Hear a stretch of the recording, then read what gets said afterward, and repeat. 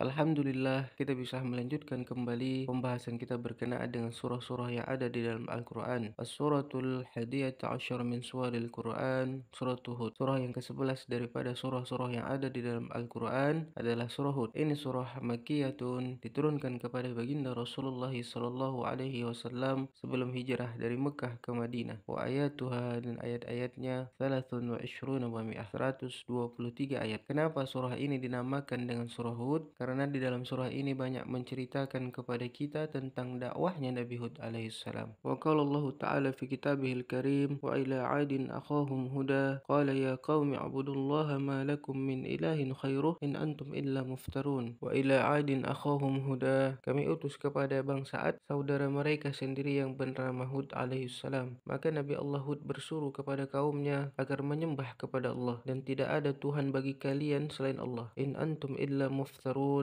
tidaklah kalian itu menyembah-nyembah berhala, illa muftarun, melainkan hanya mengada-ngada, dan itu berhala tidak akan bisa memberikan apa-apa manfaat kepada kalian. Kita ingat kembali bahawa Nabi Hud alaihissalam adalah urutan yang keempat daripada 24 Nabi yang kita kenal. Nabi Adam, Nabi Idris, Nabi Nuh, Nabi Hud. Dan silsilah pendek beliau adalah Hud bin Salakh bin Akhfarsyad bin Syam bin Nuh alaihissalam. Ba'asallahu Hudan, dan Allah mengutus Nabi Hud kepada bangsa yang bernama Ad. Ad ini adalah qabilatun yaskunun al-Ahqab bil Yaman. Ad ini adalah suatu bangsa yang berdiam di Ahqab, di negeri Yaman. Faya'muruhum ayyakbudullaha ta'ala, Nabi Hud ini menyuruh agar menyembah Allah dan mengesahkan Allah. Wala ya'budu ma'allahi ilahan akhar, dan bahawa tidak menyembah selain daripada Allah. Wa ya'kufu an zulmi ba'dihim ba'dan, dan agar mereka segera menghentikan kezaliman di antara mereka. Nah, itulah dakwah Nabi Hud alaihissalam. Faba'u zalik, mereka enggan yang demikian itu. Kaum Ad ini adalah kaum penyembah berhala yang pertama di dunia sesudah penduduk bumi dihabiskan oleh banjirnya Nabi Nuh alaihissalam. Maka diutuslah Nabi Hud untuk menghentikan perbuatan mereka itu. Fa'aba'u zalik, mereka tidak mahu. Wa kazzabuh, dan mereka mendustakan Nabi Hud. Wa qala, dan mereka berkata, man asyaddu minna quwwah, siapa yang paling kuat di antara kami? Hum aqzamun nas wa atwaluhum wa aqwaluhum, ini bangsa Ad adalah manusia yang paling besar dalam sejarah perkembangan manusia, dan orang yang paling tinggi dan yang paling kuat tenaganya. Rakthum kal qubbatil azimah, kepala mereka ini macam kubah yang sangat besar. Wa thuluhum baina sab'in wa mi'ati zira, tingginya 70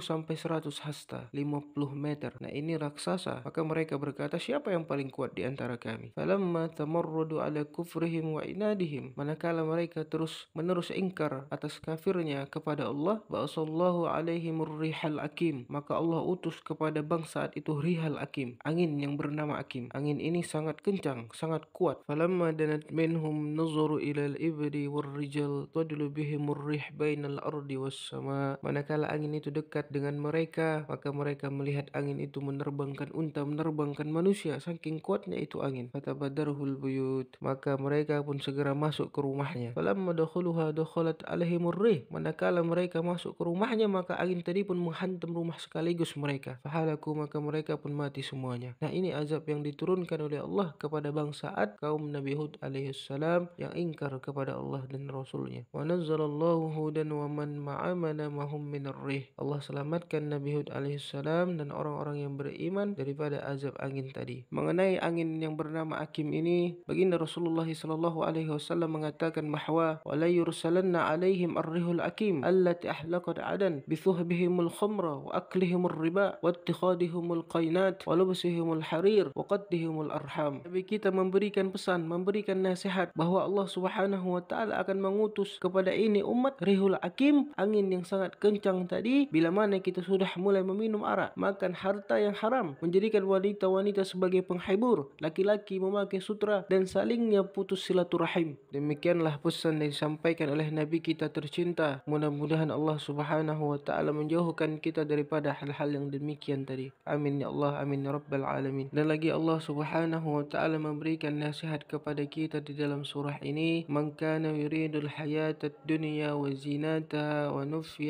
إليهم أعمالهم فيها وهم فيها لا يبخسون أولئك الذين ليس لهم في الآخرة إلى النار وحبط ما صنعوا فيها وباطل ما كانوا يعملون. Barang siapa yang menghendaki kehidupan dunia dan perhiasannya, maka kami sempurnakan kepada mereka amal mereka pada dunia itu dan tidak dikurangi sedikit pun. Itulah orang-orang yang tidak ada lagi bagi mereka di akhirat selain api neraka. Dan gugurlah sekalian apa-apa yang mereka kerjakan, dan gugurlah sekalian apa-apa yang mereka amalkan. Al-Imam Fakhur-Razi menjelaskan tentang ayat ini bahwa al-ayat nazalat fil munafikin. Ini ayat diturunkan kepada baginda Rasulullah sallallahu alaihi wasallam berkaitan tentang orang-orang munafik. Mereka itu ikut perang bersama dengan baginda Rasulullah. Tujuannya bukan hendak membela Islam, tujuannya bukan hendak menolong baginda Rasulullah, tapi hanya untuk mendapatkan harta rampasan perang. Maka Allah pun menjelaskan bahwa perlakuan yang mereka buat itu akan dibalas secara tunai oleh Allah di dalam dunia. Apa yang mereka inginkan itu yang akan dikasih oleh Allah, dan di akhirat nanti tidak akan ada balasan bagi mereka kecuali api neraka. Wa qala al-Qurtubi, di dalam tafsir Imam Al-Qurtubi mengatakan bahwa hazil ayat li ahli riya. Ini ayat adalah untuk orang-orang yang riya, orang-orang yang beramal ibadah bukan karena Allah. Nah, perlu kita sama-sama belajar juga tentang masalah riya ini. Dan ini adalah suatu penyakit daripada tiap-tiap penyakit manusia yang bisa datang menyerang siapa sahaja, baik itu orang awam maupun juga orang alim. Semuanya bisa dimasuki oleh sifat yang bernama riya ini. Maka para ulama menjelaskan bahwa apa itu riya? Kasdul ibad bi taatillah. Beribadah itu tujuannya makhluk. Ini orang berbuat taat kepada Allah, cuman tujuannya ini manusia. Kabirah minal kabair. Ini dosa besar. Perlu juga kita belajar bahwa ada 4